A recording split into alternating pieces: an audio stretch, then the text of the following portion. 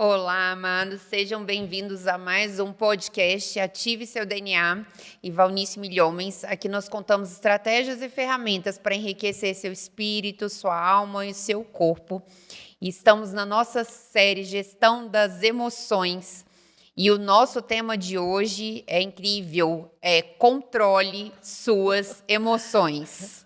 É um tema que nós vamos discutir aqui bastante coisa. Se você ainda não curtiu o nosso canal, lembre-se de curtir aqui agora o canal e também compartilhar esse vídeo com quem você sabe que será importante receber essa palavra.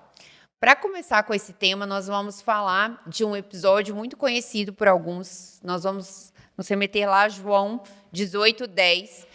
Pedro foi um discípulo que andou com Jesus durante 3 anos.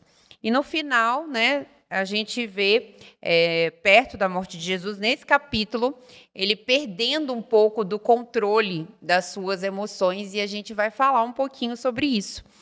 Então, vamos ler João 18:10. Depois de dizer essas coisas, Jesus atravessou com seus discípulos o vale de Cedron e entrou no bosque das oliveiras.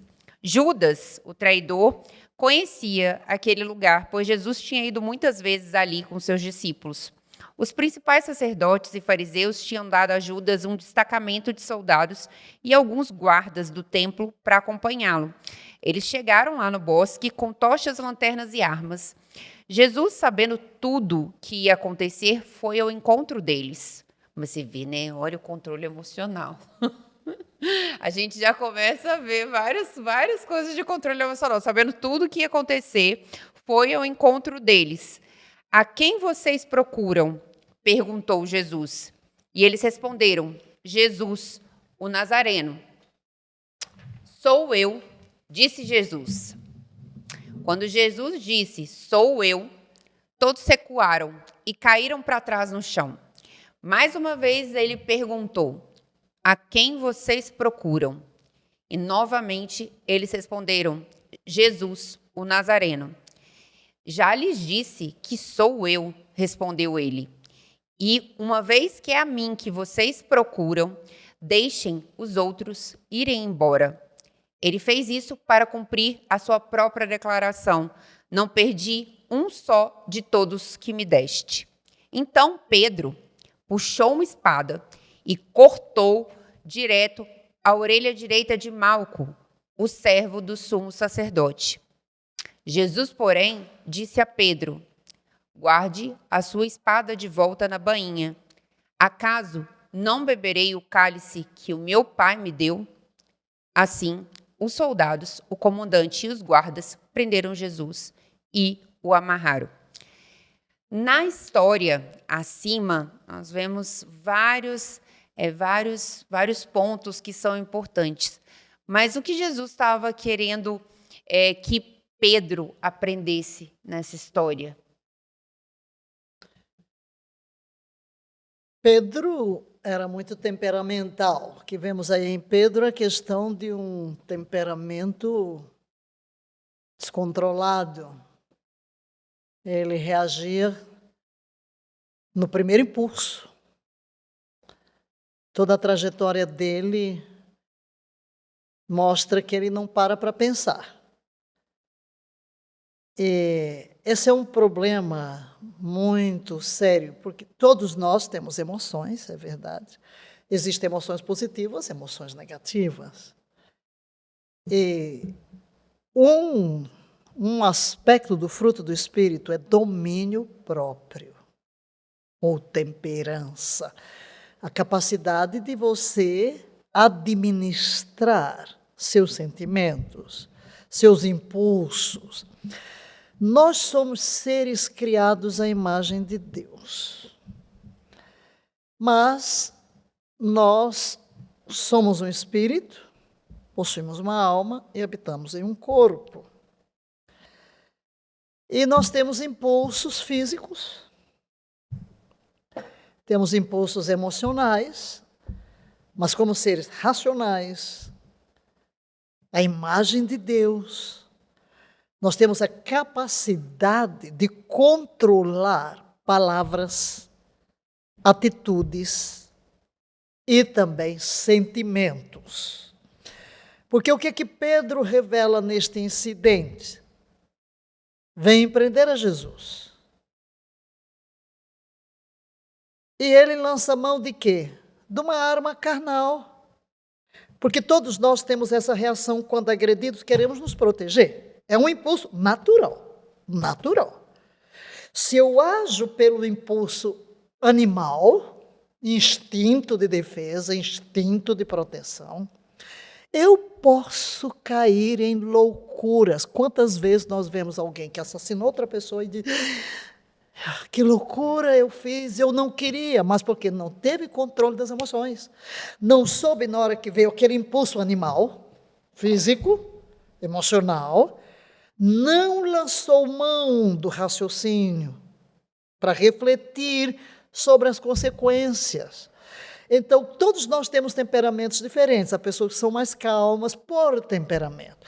Quem tem um temperamento como o de Pedro, né, terá um pouquinho mais de trabalho, né, para poder dominar essa fera, né, essa fera que reage a tudo. Isso precisa uma disciplina. É o que Jesus diz. Vem cá.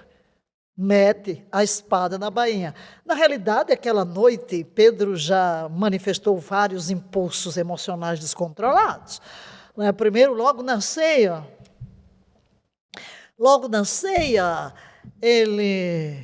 Jesus quer lavar os pés e ele diz: não vais me lavar os pés. Por que ele fez isso?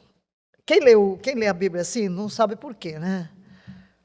Mas, na realidade, quando você entende a cultura do tempo, a mesa não era como as nossas mesas, que você se senta como nós sentamos aqui, com os pés aqui para baixo, e a comida aqui, não. Era uma coisinha baixinha em que você reclinava em almofadas. Você reclinava aqui, ó. Você reclina aqui, ó. Você reclina e vai comendo. Aí os pés estão para fora, na almofada, né? Está na almofada para fora.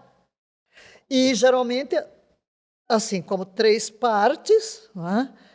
E aqui tinha a parte do anfitrião, quem é o anfitrião, ao lado dele, então vinha a pessoa mais importante, até chegar o menos importante. Aqui no meio vinham os servos.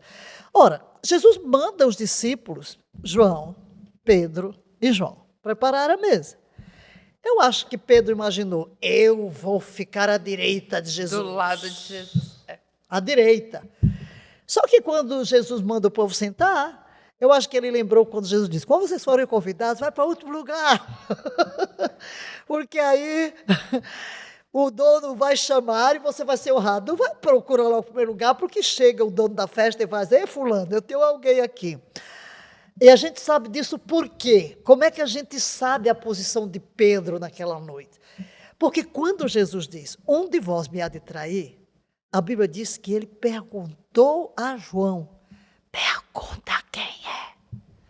Agora, se você imagina, e João diz que reclinou a cabeça sobre o peito de Jesus, você já sabe que João estava aqui, Jesus estava aqui. E se Jesus disse: aquele a que eu der bocado molhado, então Judas estava logo ali. Então quem é que está na frente de João, do outro lado? É Pedro. Então ele está no último lugar, do menos importante. Agora, por que Pedro foi sentar lá no lugar do menos importante? Então, se Jesus começou a lavar o pé de todo mundo, quem foi o último? Pedro. Pedro teve muito tempo suficiente para pensar: já que eu me sentei no outro lugar, quem devia lavar os pés de todo mundo era eu. Né? Mas Jesus me lavava meus pés. Quer dizer, tudo é reação emocional. Aí, não vais lavar os pés. Então, ele já aprontou aí, né?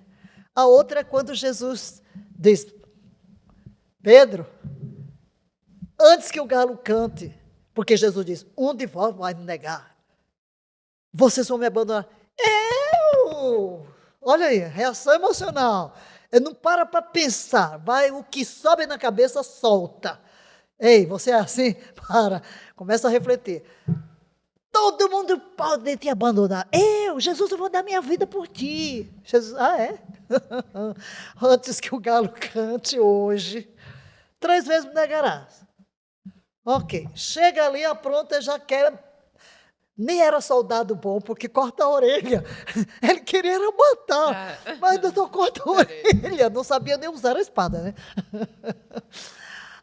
Depois sai daquele incidente, Jesus é preso, o que ele faz? Vai de longe.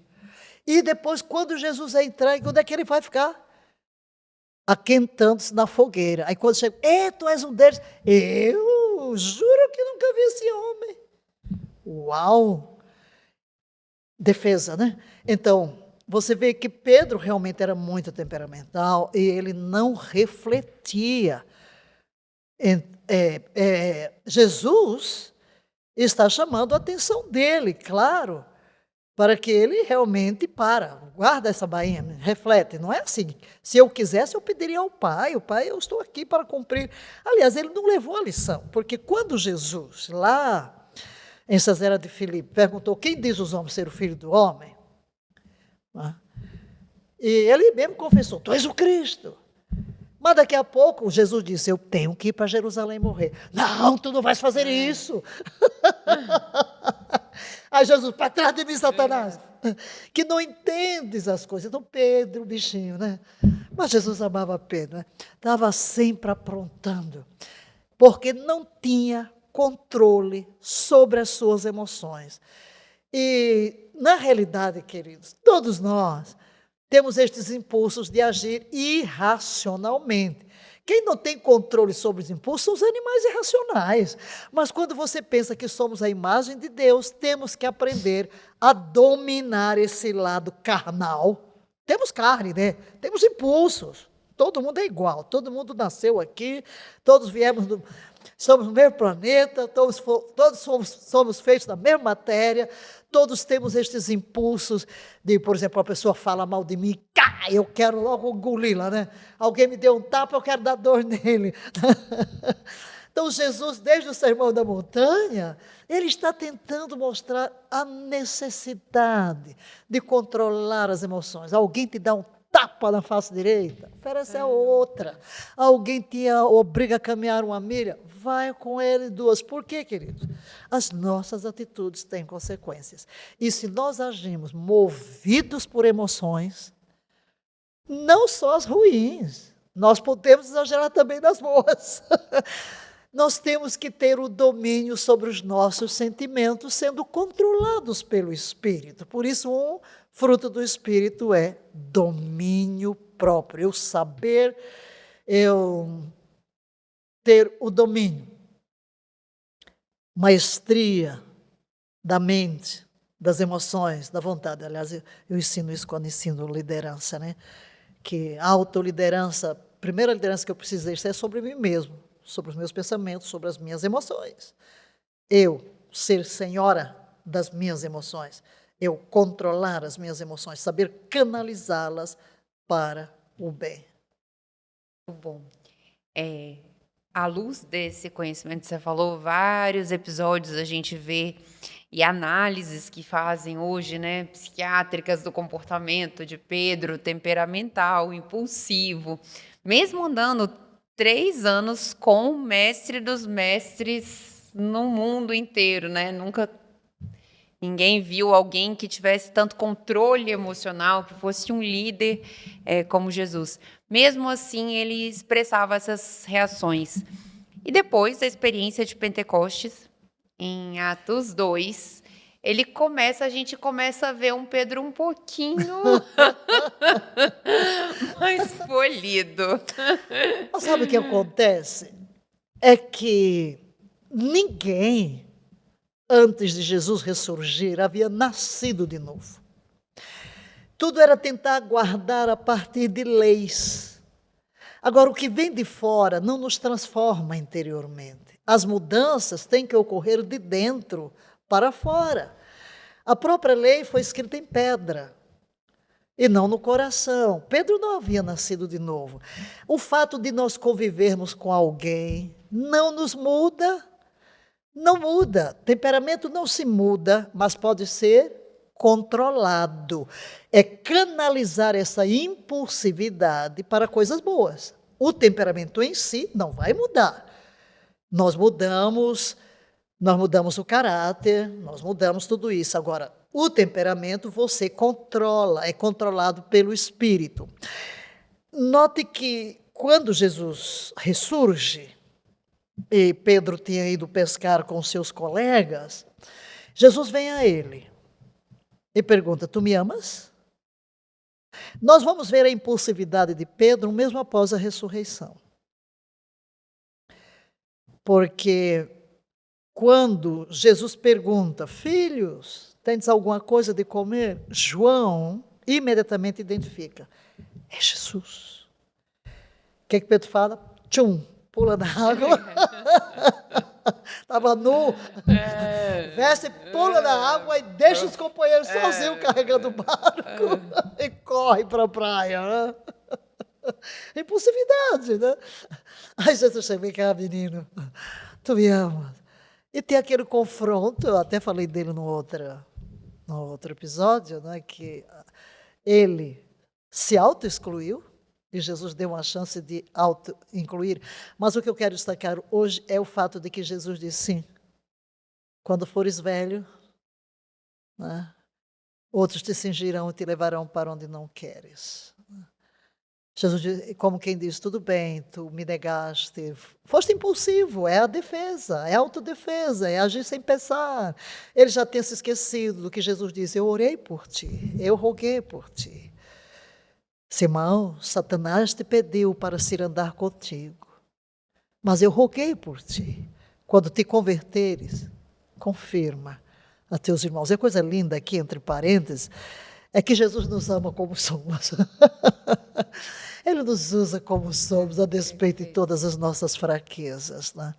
Mas o que ocorre nesse incidente que você fala de Pentecostes, é o que eu quero destacar também, o privilégio que temos hoje, que é ser regenerados. Quando nós nascemos de novo, nós temos condições. Sem o novo nascimento, é muito. Nós podemos até estudar ética e tentar ser educadinhos, né? Mas por mais educadinhos que sejamos, de repente nós somos surpreendidos quando vem uma coisa, de repente, que não esperávamos. Aquilo que somos vem à tona. Não tem jeito. E mesmo regenerados, nós temos que tomar muito cuidado e verificar o que é que qual é o gatilho. Eu tenho que descobrir, eu tenho que me conhecer e saber que gatilhos, evitar os gatilhos que me fazem agir na impulsividade. Era essa a próxima pergunta, que qual é o conselho para as pessoas aí que agem na impulsividade, que não controlam suas emoções? Primeiro, o autoconhecimento. Eu tenho que... o que é um gatilho? Que quando toca é como tocou no meu calcanhar de Aquiles. Eu vou reagir.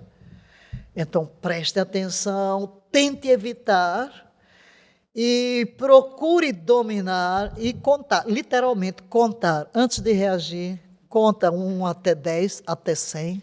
Se for preciso, até 1000, antes de reagir. E você vai evitar muitos problemas.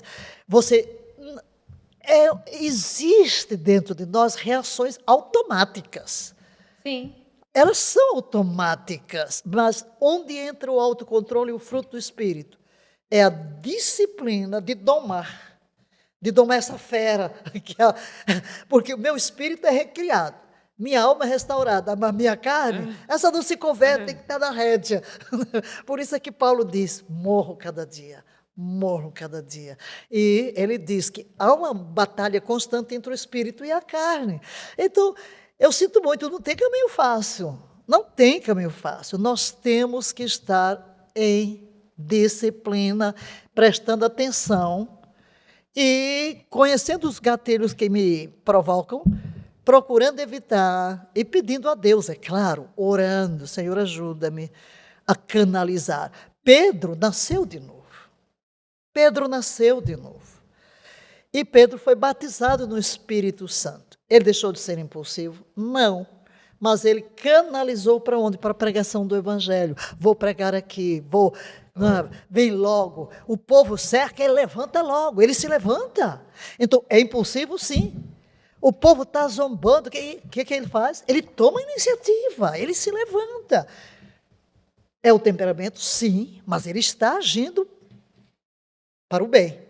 Sim, você vai continuar a ter esse seu temperamento, mas canalize para o bem. Use essa energia para construir, para realizações, para obras. E Deus usa muito estas pessoas que realmente chegam a ser dominadas pelo Espírito e usam a impulsividade que têm para realizações, para construções, para projetos, para ajudar pessoas. Porque nós podemos destruir a construção de uma vida no momento de descontrole emocional. Como todos nós aqui temos lido, né, de pessoas. Por que um marido mata uma mulher, um pai mata um filho? Quantas vezes a pessoa, porque estava gritando, irritou, então aquilo era um gatilho. Pá! Ai, meu Deus, o que é que eu fiz? E os comportamentos, na verdade, eles são aprendidos, né? Todos os comportamentos são aprendidos. Tem uma linha no nosso cérebro. Do mesmo jeito que a gente aprende a amarrar o sapato, né? A gente aprende como estudar. Eu gosto de estudar, você já sabe, eu gosto de estudar grifando, né? Cada um tem o seu método, mas a gente desenvolve aquele método, né? Eu gosto de estudar grifando, ele marca texto e tal. O nosso cérebro, da mesma forma, ele desenvolve um caminho neural para uma reação. Uhum. E se eu tenho aquele estímulo da mesma vez, ele já vai direto lá no caminho, ele nem para pensar, né? Ele já vai realmente por impulsividade, por aquela natureza animal que a gente tem, ele lembra aquela memória, aquela reação e volta a ter de novo aquela reação. Então, é uma coisa muito importante e uma das coisas que mais coloca hoje na psiquiatria moderna ao invés de você lidar com as janelas que eles chamam de janelas killer, que são as janelas são nossas janelas de desafios da alma. São esses buracos que eles chamam de buracos emocionais, que são aquelas atitudes que a gente rotineiramente tem. Então, às vezes, a mulher que sempre reclama do marido quando chega em casa e faz fora do vaso, ou então não lava a louça. Aquelas atitudes que eu rotineiramente tenho, que eu já tenho um caminho neural para aquilo. Ou para uma impulsividade, numa briga, se eu ouço uma coisa do meu marido, ou se eu ouço alguma coisa de uma pessoa. Porque lá na minha infância eu ouvia isso do meu pai ou da minha mãe, eu desencadeio a mesma reação. Então, o nosso cérebro, ele aprende assim. E hoje a psiquiatria moderna fala o quê? Que ao invés de a gente combater essas janelas killer, que a gente deveria abrir janelas que eles chamam de light, que são janelas de luz. Então, eu acho que uma das janelas bem importantes é essa janela do espírito, né? Porque quando você realmente abre uma janela de luz, você abre o espaço para a temperança, para o domínio próprio, para realmente ouvir a palavra. Então, você acaba modificando de dentro para fora o seu temperamento, o seu comportamento, né? Exatamente.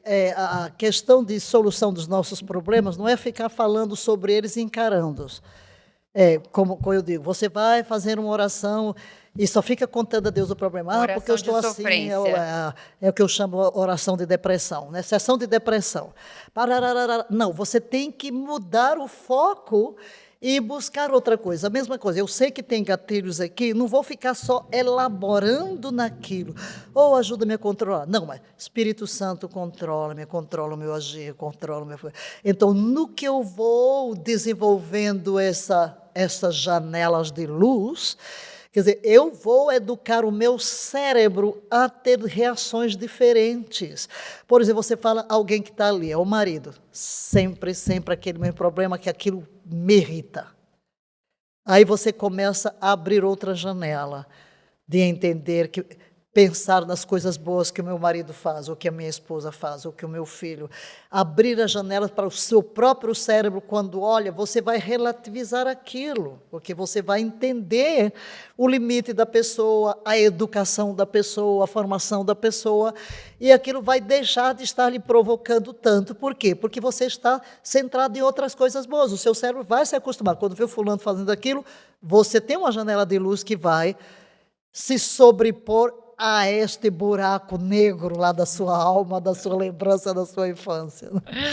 Tem uma teoria que é uma teoria mundial, que se chama teoria da implementação, que eu acho que pode ajudar algumas pessoas no início. Então, quando a gente passa por alguma situação que nós queremos e desejamos ter um resultado diferente do que a gente tem hoje, A gente descobre primeiro o gatilho. Então, por exemplo, se é meu marido em casa que vai chegar e, por exemplo, se o marido bebe álcool, né, alcoólatra, e aí ele chega em casa com bêbado e eu tenho a mesma reação agressiva com ele, né? Então, eu começo a desenvolver na minha cabeça que eu vou ter aquele gatilho, mas eu começo a ensaiar outra coisa na minha mente. Então, eu começo a ensaiar, meu marido vai chegar e eu vou fazer um jantar para ele. Graças a Deus eu tenho meu marido, meus filhos, minha família, porque o amor, realmente, ele Cobre uma multidão de pecados, né? Então, aquele amor, e se você começa a ensaiar isso na sua mente, quando você faz, você executa, você vai reforçando esse outro caminho neural. Isso serve para tudo. Então, por exemplo, se você quer fazer uma dieta, se você quer começar a se alimentar bem, mas aí você vê um doce e não resiste, você começa a ensaiar na sua mente que você está lá, olha lá para o seu corpo, para a sua saúde, para a sua energia vital, vai, levanta, faz, não aguenta mais, não fica lá sentado, cansado, depois de comer um doce, um açúcar, né, uma feijoada. Então, você começa a ensaiar as saídas novas na sua mente, porque tudo acontece primeiro na sua mente, né? E depois... Exatamente. E você vai começar a se imaginar e dizer para si mesmo, eu não sou um animal irracional, eu sou a imagem de Deus, eu tenho o Espírito Santo, eu tenho domínio sobre a minha mente, sobre as minhas palavras, sobre as minhas emoções. Os meus sentimentos não são depósito de lixos emocionais. Os meus sentimentos são um lugar para depósito dos bons sentimentos que procedem do Pai, de amor, de alegria, de perdão, de tolerância. Então, você está treinando o seu próprio coração, sua mente, a ver-se de uma outra forma, a não reagir simplesmente por impulsos descontrolados. E, com certeza, não tem como você não mudar sua maneira de reagir diante das circunstâncias. Maravilha, maravilha. Então, se você conhece alguém que precisa controlar melhor as suas emoções, que não sabe lidar muito bem com essas emoções, na verdade, esse episódio de podcast eu acho que serve para todo mundo.